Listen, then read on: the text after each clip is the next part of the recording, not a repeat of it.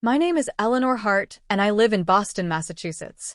For more than 50 years, I woke up in the same cedar-framed house on Laurel Street, the two-story one with the white shutters and the porch that Frank patched every other summer. Frank used to say the porch would outlive us both. He was wrong, of course, but I loved him for the hope tucked inside that promise. Even now, more than 8 years after his passing, I still keep his carpenter's pencil in the kitchen drawer. It is short, blunt, the wood stained from years of use, and yet when I hold it in my palm, it feels warm, as if he had just set it down and gone to make coffee. Life has a way of shrinking after loss. My days have become smaller, steadier, wrapped in the comfort of routine. I rise at 6, boil the kettle, and listen to the sparrows scratch around the hydrangeas out front. While the tea steeps, I wipe the counters, dust the living room, and water the spider plant by the window. That plant has survived longer than I ever expected. Frank used to tease me that I could kill even plastic flowers. He was the one with the green thumb. I suppose I keep the spider plant alive more out of defiance than skill. By 8, I put on my sweater and walked slowly down Laurel Street to the corner bakery. The sidewalks are uneven, cracked from winters of ice and salt, so I take my time. At the bakery, I buy a roll and a cup of coffee, always the same order, and greet the same 2 neighbors I see each morning. They know me as the widow with the tidy porch and the white curtains. On good days, I return home and settle into the armchair by the bookcase Frank built, reading for 2 hours straight. On bad days, I sit in that same chair, but never manage to open the book. Quiet can be heavy, but it is also a companion you learn to respect. One Saturday in late April, my grandson Oliver stopped by. He is 19 now, tall and all limbs, his kindness the sort that shows in small ways. He goes to a small college outside the city, and I can see Frank in his eyes, that same thoughtful steadiness. Oliver brought a bag of oranges, saying they were on sale, though I knew he simply wanted to share them with me. We stood at the sink together, peeling the fruit, our hands sticky with juice, while he told me about a history class he liked. His voice was full of eagerness, the way only the young can be when they believe the world is waiting for them. Then he said it carelessly, without meaning harm. He mentioned that he had to leave by 5 because the family was meeting at Beacon Bistro for the annual dinner to honor the day Frank and I were married. He asked, almost absent-mindedly, if I wanted him to pick me up. Then I saw it. The way his voice faltered, his eyes shifted to the floor, his body stilled. I think, he said slowly, I wasn't supposed to tell you that. The house seemed to tilt beneath my feet. For years, my son Daniel and my daughter Clara had organized that dinner. They called it Dad's Day, a small tradition to keep Frank's memory alive. Just last week, both Daniel and Clara had told me the restaurant was under renovation and that this year the dinner would be canceled. They had been gentle on the phone, full of sympathy. Clara even offered to bring over takeout instead, insisting we could celebrate at home. I had thanked her, told her I would be fine. I always say I will be fine. Now, standing at my own kitchen sink, I felt the sting of being excluded. Not overlooked, not forgotten, but deliberately pushed aside. My grandson's honest slip of the tongue carried the weight of betrayal, though I could see he regretted it instantly. He fumbled for words, tried to cover himself, but I touched his sleeve gently. "Thank you for telling me, Oliver," I said. My voice was steady, though I could feel my chest tightening. "Go on with your day, darling. Don't you worry." He gave me a searching look, as if he wanted to fix what he had broken, but he left quietly. After the door closed, I stood at the sink with a half-peeled orange in my hand. Outside, a goldfinch hopped along the fence, bright against the fading paint. I waited for the hurt to fade, but it did not. It sat heavy in my chest, pressing against the quiet that had once felt like a shield. I realized then that this wound would not be soothed by silence. It asked me to move, to act. My hand trembled slightly as I picked up the phone. The voice at Beacon Bistro was cheerful and professional. The hostess asked if I wanted to make a reservation. I said my family might already have one. "Hart," I told her. "Daniel Hart." She placed me on hold, the faint strains of piano music filling the line. When she returned, her tone was bright. Yes, she confirmed, there was a reservation for 8 under Daniel Hart, set for 7 o'clock that evening. She asked if I wanted her to add me to the list. I closed my eyes, let the truth settle in fully, and said, "No, thank you. I'll be there." When I set the receiver back in its cradle, I did not cry. I did not rage. Instead, I walked to the bedroom and opened the closet. My hand found the navy dress with the pearl buttons, the one Frank had always liked. I laid it across the bed, smoothed the fabric, and plugged in the iron. The hiss of steam filled the room as I pressed out the wrinkles. As I worked, I thought about that first year without Frank, how lost I had felt, like a planet flung out of orbit. Back then, everyone had told me to keep busy, to fill my days with tasks and errands. I had listened, but none of it had truly dulled the ache. Tonight, though, I felt something sharper than grief. I felt clarity. By the time I hung the dress by the door, the sun was already dipping low. Shadows stretched across the porch Frank once mended, and the sparrows had quieted. I set the table for one, ate a light supper, and poured myself a single glass of wine. At 6, I slipped into the dress, pinned on a small brooch Frank had given me for our 40th anniversary, and put on my good shoes. When I looked in the mirror, I saw not just the lines of age, but also the firm set of a woman who was ready to speak her truth. I called Daniel one more time before leaving. He answered quickly, perhaps expecting another excuse. He repeated the lie with smooth conviction, telling me the dinner was canceled, the restaurant unavailable, the plans rescheduled. His words tumbled out like rehearsed lines. I let him speak, then said only, "We'll talk later," before hanging up. I did not give him the chance to ask questions. At 6:30, I stepped out into the cool evening air. The porch creaked beneath my weight, and I felt Frank's absence like a steady echo. A taxi pulled up and I climbed inside, giving the driver the address of Beacon Bistro. As we crossed the Charles River, the city gleamed in the twilight, street lamps flickering on like watchful eyes.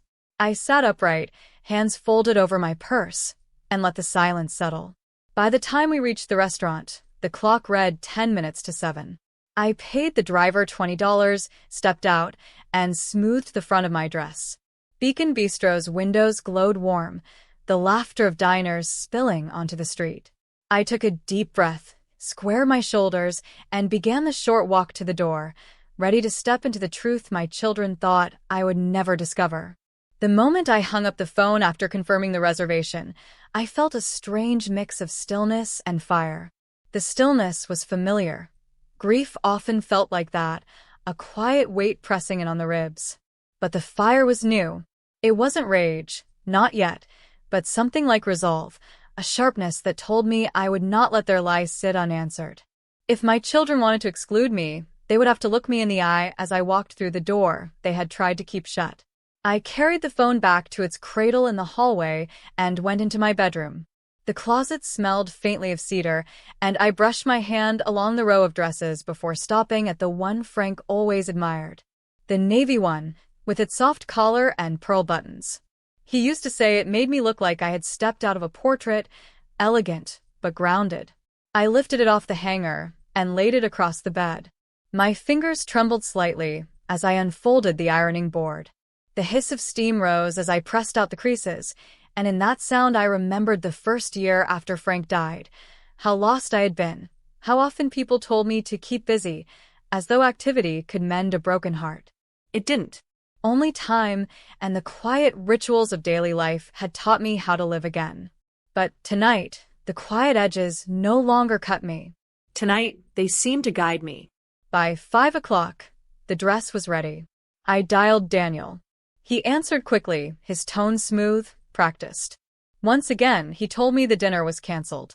The bistro had a problem with its roof, he said, adding extra words like a man stacking sandbags against the tide. The chef's away, the staff is short. It just wasn't possible this year. I listened, holding the phone loosely, and when he stopped, I said only, "We'll talk later." Then I hung up before he could press further. Next, I called Clara. She, too, repeated her line, her voice tinged with rehearsed sympathy.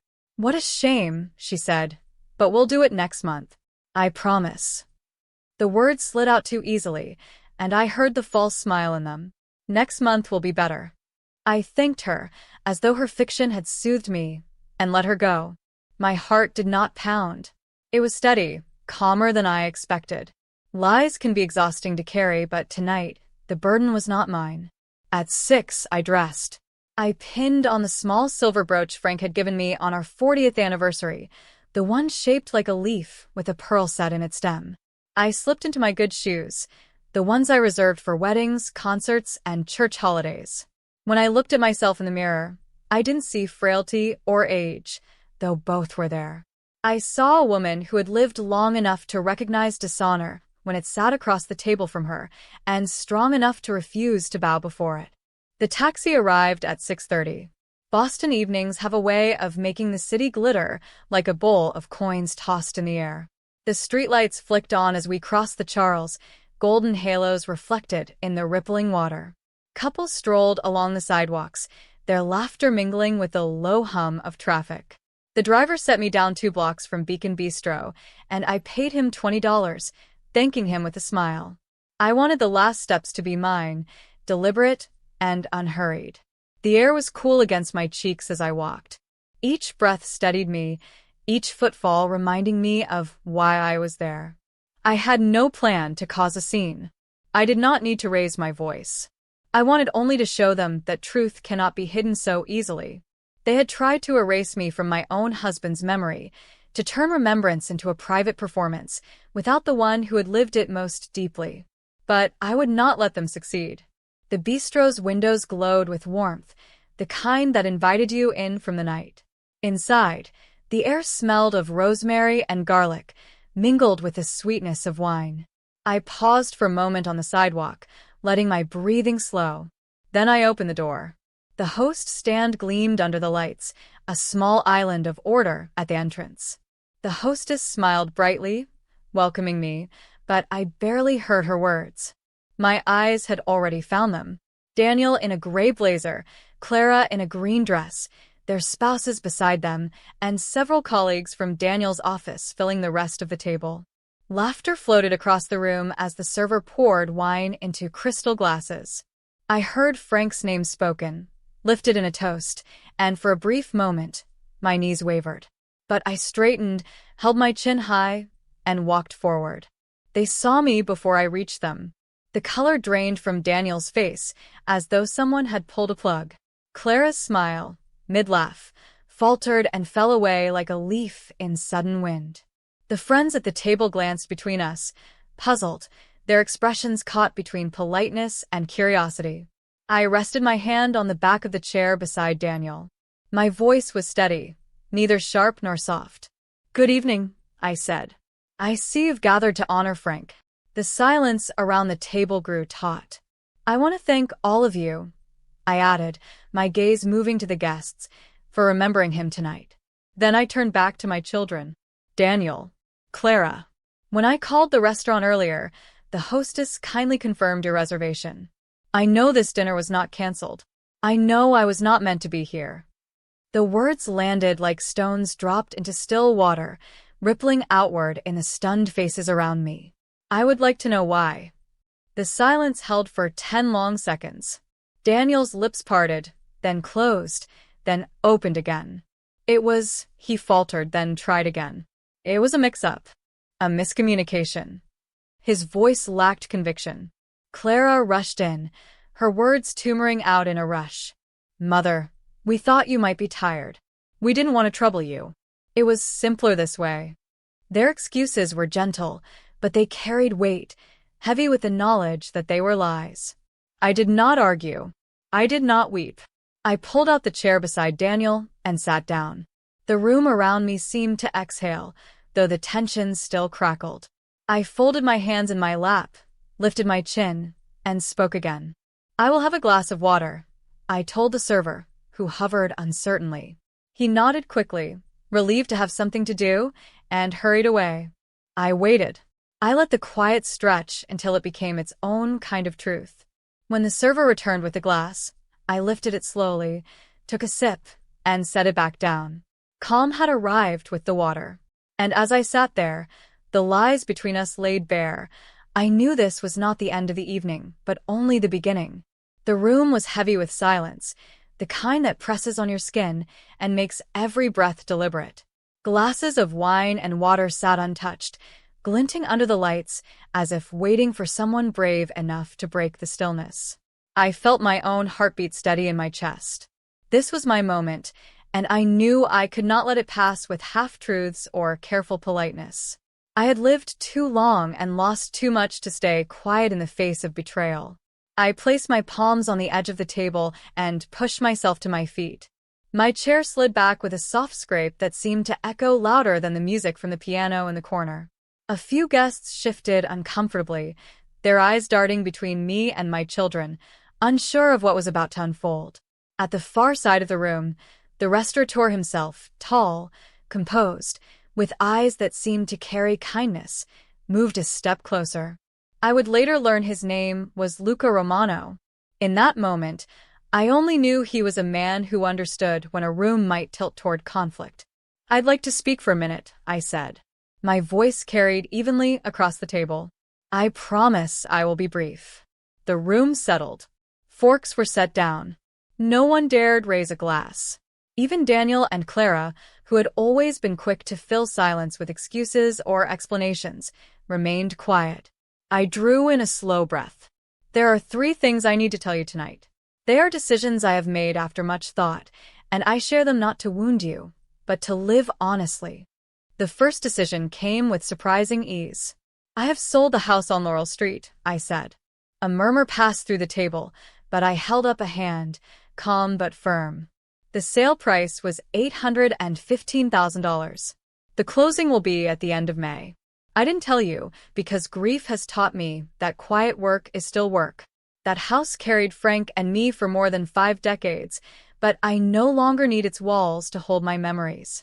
Daniel's head snapped up. His voice was sharp but low. "Mother, where will you live?" "I'll come to that," I replied, unshaken.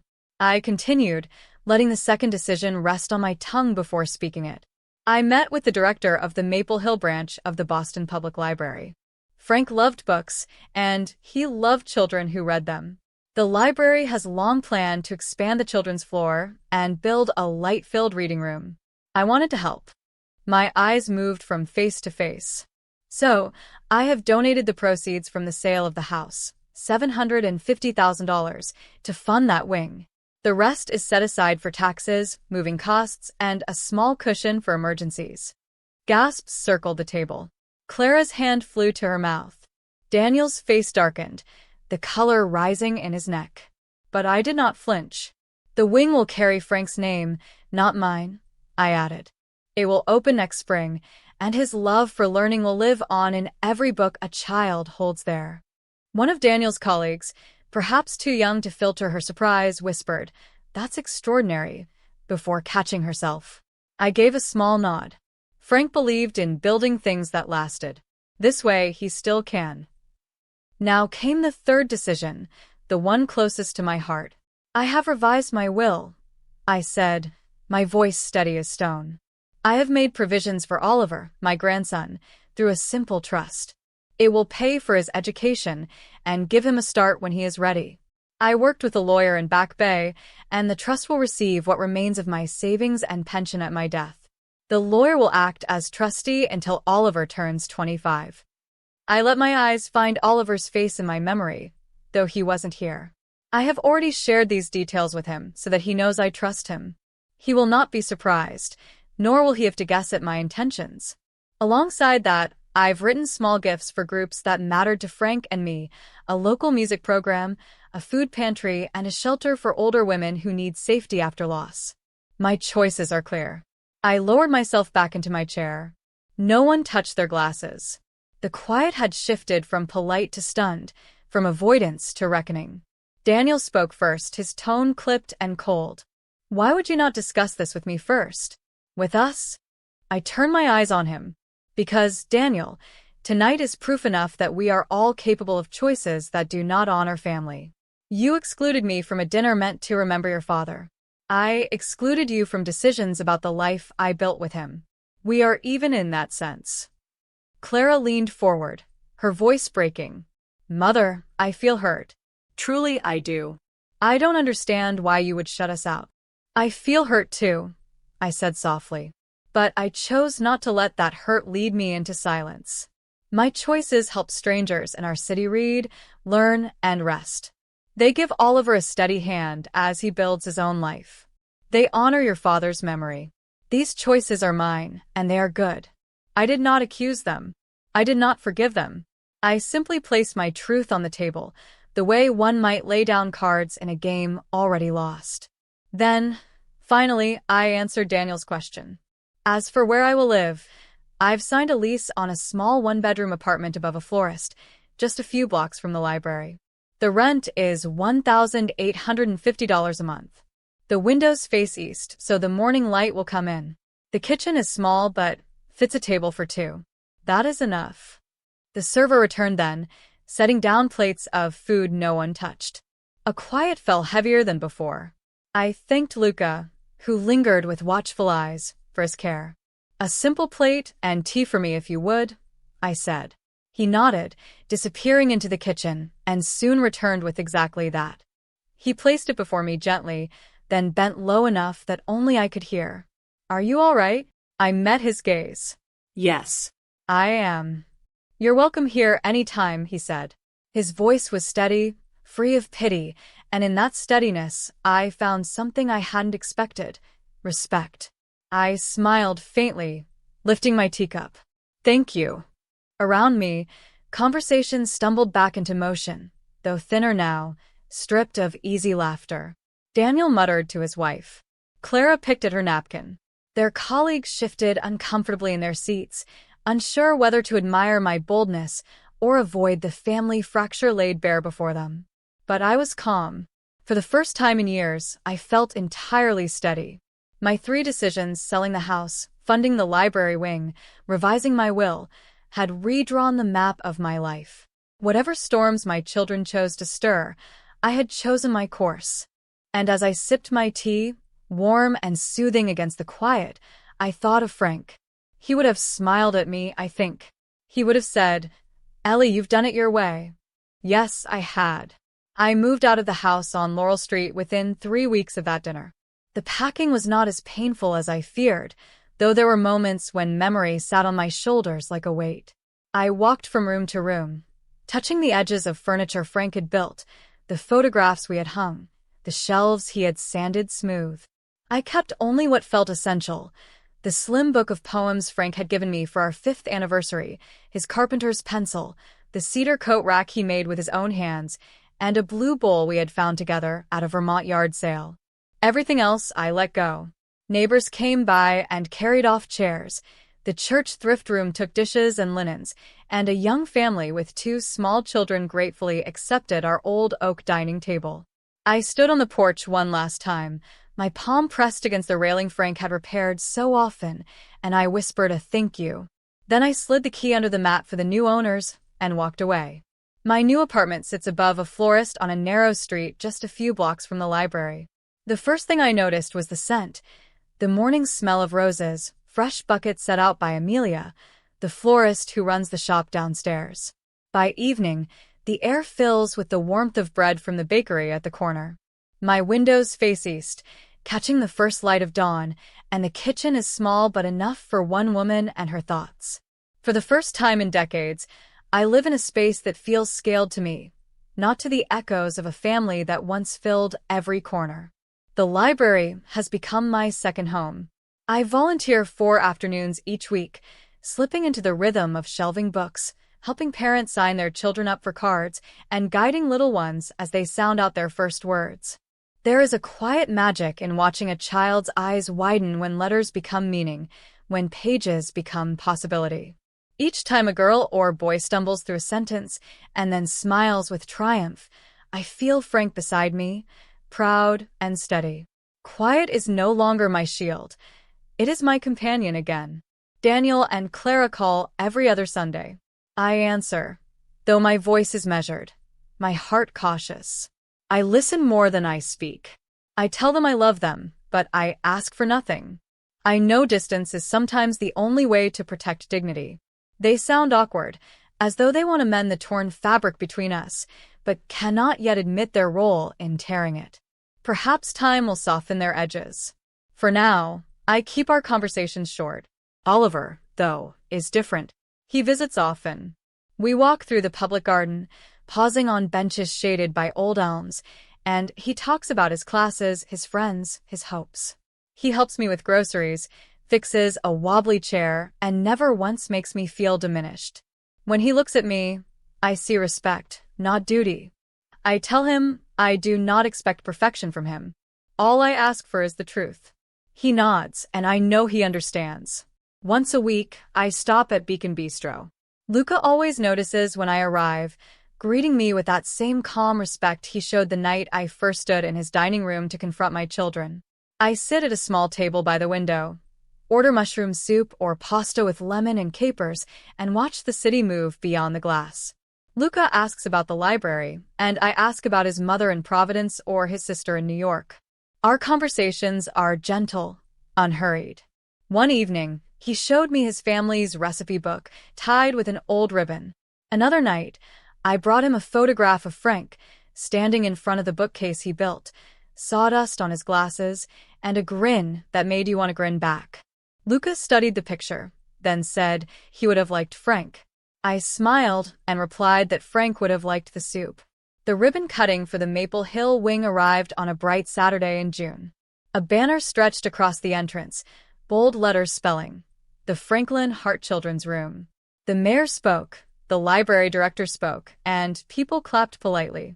But the moment that mattered most was not on the stage. It happened when a little girl in a yellow dress tugged her father's sleeve, broke away, and ran to a low shelf where the sun fell across a row of picture books. She pulled one down, sat cross-legged on the carpet, and opened it like a door into another world. I felt tears sting my eyes. When I held the scissors with the director and cut the ribbon, I was lighter than I had been in years, lighter even than the day I first said yes to Frank all those decades ago. After the speeches, I noticed Daniel and Clara standing to the side. Their posture was uncertain, their faces hesitant. They had come, though, and that mattered. I walked to them. "Thank you for being here," I said. My voice was steady, my heart open but guarded. "I hope that this room will be a place where children feel safe and seen. I am not interested in old arguments. I am interested in action." Daniel nodded, his throat working as if he wanted to say more but could not. Clara's eyes glistened as she wiped them quickly. We did not embrace, nor did we make grand promises. But in that quiet exchange, we agreed to try. That evening, back in my apartment, I carried a small bouquet of white roses upstairs and placed them in the blue bowl Frank and I had found years ago. I wrote a note to the library staff with ideas for a weekly story hour and tucked it under my teacup.